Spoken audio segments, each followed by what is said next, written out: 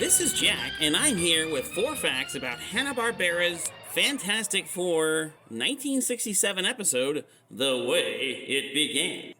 Number 1, it's an origin story episode. This episode retells how the Fantastic Four came together. It also includes Doctor Doom's origin. Really kind of cool. Number 2, it aired in 1967 on ABC. It's the 3rd episode of the Fantastic Four animated series. It premiered September 23rd, 1967 on ABC networks in the United States. Number 3, it was written by Phil Hann and Jack Hanah. Of course, it was directed by Hanah, the founders of Hanna-Barbera, productions known for many classic cartoons like Yogi Bear, the Flintstones, Scooby-Doo, but they also had a superhero line like Space Ghost, the Herculoids, and Mytor, and Blue Falcon and Dynamite. So they were no strangers to superheroes, and of course they also did later on the Super Friends for DC for about 11 seasons. Finally, number 4, Dr. Doom is lacking his Latvian accent in this particular episode. Unfortunately, he never recovers it later in the series. Doom, who looks cool, definitely fits the whole Fantastic Four theme in the cartoon, always sounds kind of like a weenie. Hello, it's your producer Ryan, and here are the 4 key differences between Fantastic Four's 1967 cartoon episode, The Way It All Began, and Fantastic Four number 126, 1972, written by Roy Thomas. Number 1, narrative framing and purpose. For the cartoon, the episode retells the origins of Fantastic Four and Doctor Doom as part of a flashback framed within a present-day storyline, often showed as Reed reflecting on past events and including Doom's personal vendetta against Reed. The animation uses this to build character relationships and dramatic introduction for new viewers. For the comic, the issue uses an in-story device, Reed's thought projector helmet, to let Ben Grimm mentally revisit the team's origins. It's more of an internal recall and homage to Fantastic Four's number 1 than a direct present-day plot event.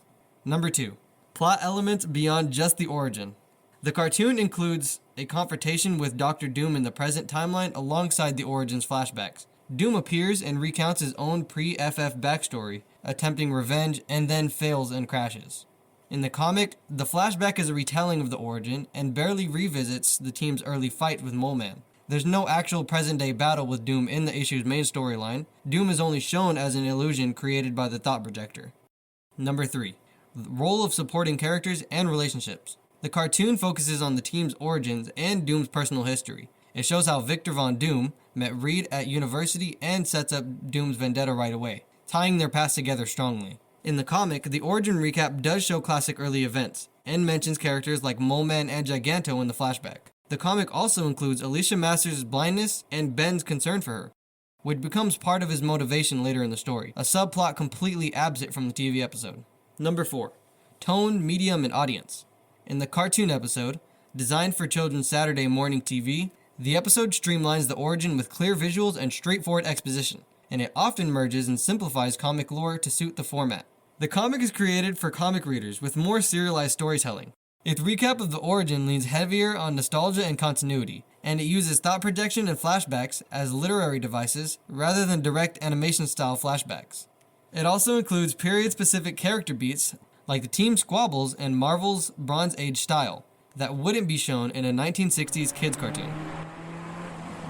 I love racing cars, chasing gales, and lighting on fire. That's why they call me the Human Torch.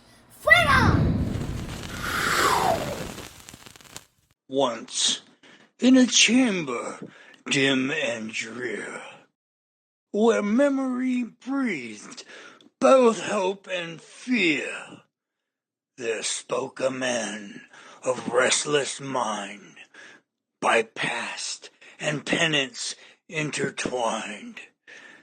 Said Reed, whose thoughts could stretch and bend, I'll summon ghosts that will not end.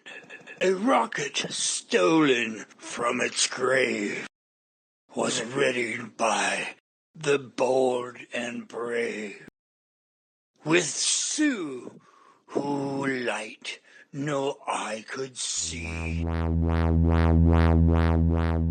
Johnny, fire's prodigy. And Ben's heart was strong and true, and knowing of the doom he drew. They pierced the vault of heaven's skin, where stars looked coldly down on sin. When cosmic rays, a cursed frame, fell screaming on that fragile frame. No prayer was heard, no mercy shown. They flew as four, returned as none alone. For flesh did warp, and fate did twist, in power's cruel and mocking kiss. The mind that stretched beyond its cage, the woman lost to unseen rage, the boy ablaze with living fire, the man turned stone by fate's desire. Yet darker still the tale must go, for memory births a deeper foe. A scholar once, a noble name, whose pride outshone the stars' cold flame. Victor Von Doom, with visage torn, in iron mask, was reborn. He cursed the man he once called friend, and swore all worlds would kneel and bend. His voice ran forth with thunder's roar. A tyrant crowned by hate and war. The present hour his wrath did creep, from past unearth, from vengeance deep. The battle clashed with steel and flame, with powers born of cosmic shame. Yet Doom, though beaten, was not slain. He fled to plot and rise again.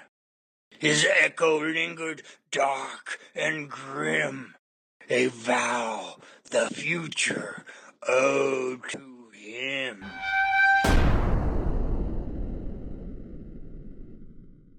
So stand they now, by feet confined, 4 souls, one curse, one cosmic bind, not born of triumph, joy, or cheer, but forged in fire, regret, and fear. And thus it was, and thus shall be, the way it began for eternity. Ow!